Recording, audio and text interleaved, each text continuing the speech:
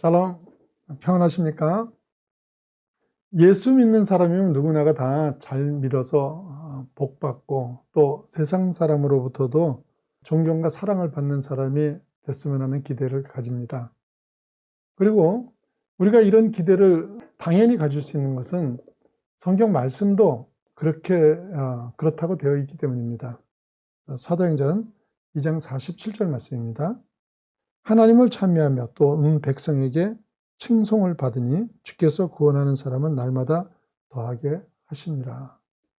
예수 믿고 은혜가 충만해지니까 온 백성들에게 칭송을 들었다고 합니다. 그런데요, 막상 예수님은 우리의 이런 기대에 찬물을 끼얹습니다.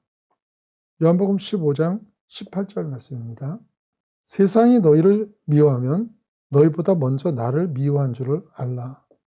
세상이 미워할 때가 올 거라는 거죠. 그렇습니다. 사도행전 말씀대로 세상이 칭송을 할 때도 있고요. 그러나 더 깊이 가면 예수님 말씀대로 핍박이 우리를 기다리고 있습니다.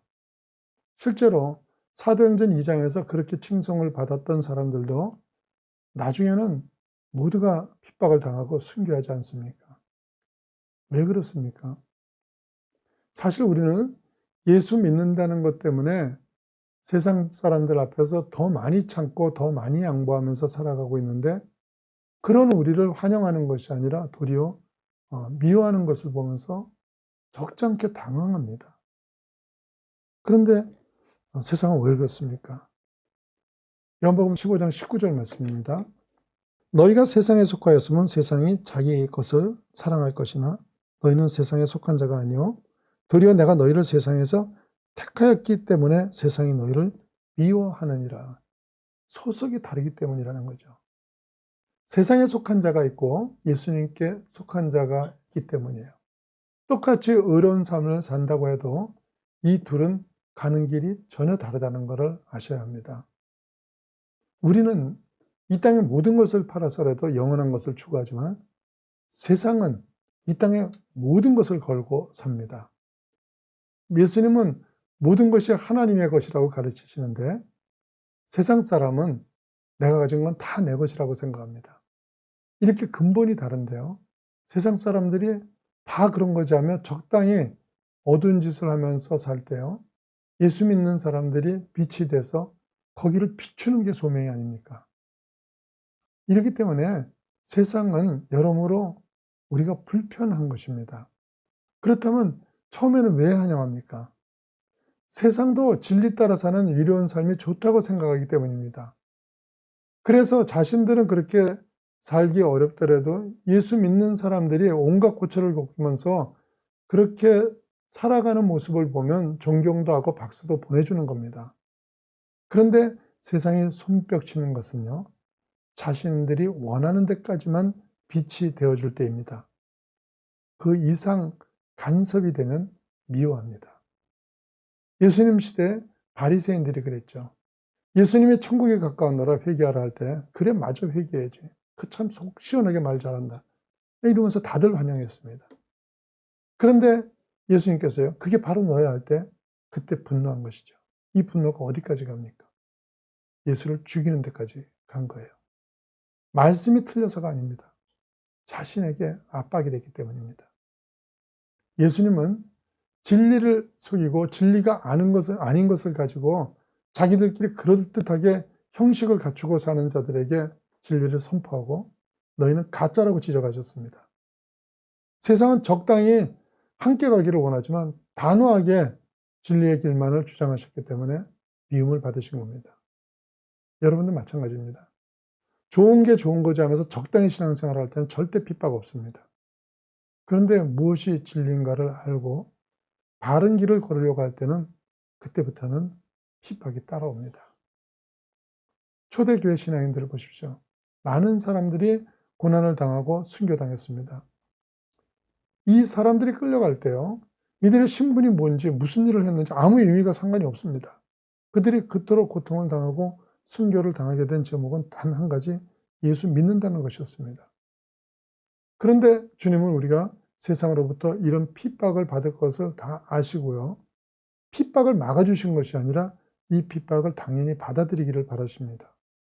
왜 그렇습니까? 우리를 사랑하시고 우리의 연약함도 다 알고 계시는 주님이 왜 그러신 겁니까?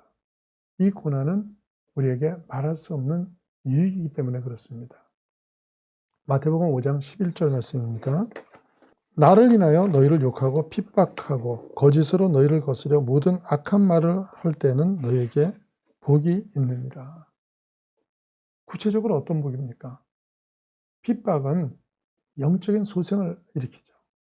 그리고 우리를 하여금 영적 거장으로 성장하게 합니다. 교회 역사에서 가장 놀라운 복은 언제 일어났습니까? 수많은 사람들이 핍박당하고 순교당하던 초대교회 시절 아닙니까? 예수 믿는다는 것 하나 때문에 지하 무덤인 카타콤베에서 일생 동안을 지내야 했습니다. 그래서 카타콤베 시체를 발굴하다 보면 일평생 해를 못 보고 굴 속에서만 자랐기 때문에 발육이 되지 않았습니다. 그래서 그들의 평균 키가 140cm 정도 된다고 합니다. 이런 핍박이 있을 때 교회가 진정한 생명력이 있었고 폭발적인 부흥을 했던 것입니다. 우리나라도 6.25 이후에 먹고 살기가 힘들 때 주변의 조롱을 받으면서 심지어는 가족의 핍박 속에서도 4살 집은 없더라도 교회를 먼저 세웠습니다. 이것이 큰 열매를 맺었고 개인적으로도 축복이 돼서 정치적으로나 경제적으로 크게 성공한 사람들이 나왔던 교회가 그 영락교회였죠. 그래서 영락교회가 유명한 교회가 됐던 겁니다.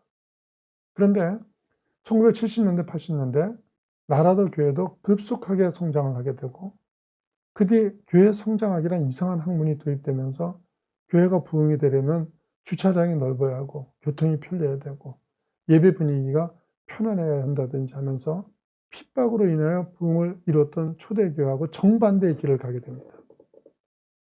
그 결과 많은 신자들이 엄청난 시설을 갖춘 교회 속에서 편리하게 감동에 빠질 수는 있게 됐지만요.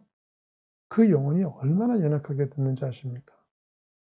그리스도 십자가의 능력은 편리함 속에서 나타나는 것이 아니라 연단 가운데서 강하게 드러나게 되는 것입니다. 가나안 농군학교에서 나오는 호박이나 고구마는 다른 것보다 훨씬 컸다고 합니다. 호박은 거의 3배고 고구마는 4배 정도의 크기였다고 하는데요. 정말 이게 고구마인가 싶은데 이게 아무 비료도 안 주고 키우는 거랍니다. 그런데 고구마가 이렇게 큰 이유가 뭔지 아십니까? 고구마에 상처를 주기 때문이랍니다. 호미로 상처를 살짝 내면요, 이 고구마는 상처를 극복하기 위해서 더 왕성하게 양분을 빨아들이게 되고요. 그 결과 그렇게 엄청난 고구마를 생산하게 된다는 거예요. 그 설명이 정말로 맞는 것이요. 같은 땅에서 캐낸 고구마 가운데 상처 입지 않은 것은요, 보통 고구마하고 크기가 똑같다고 합니다. 여러분, 핍박을 두려워하지 마십시오. 핍박은 우리들 삶에 상처를 더하게 되고요. 이 상처로 인하여서 영적인 거인으로 우리를 자라게 하는 것입니다. 핍박을 두려워하는 자가 아니라 담대히 이겨나가는 믿음의 야성을 가지시고 풍성한 열매를 맺는 영적 거장이 되시기를 예수님 이름으로 축원합니다.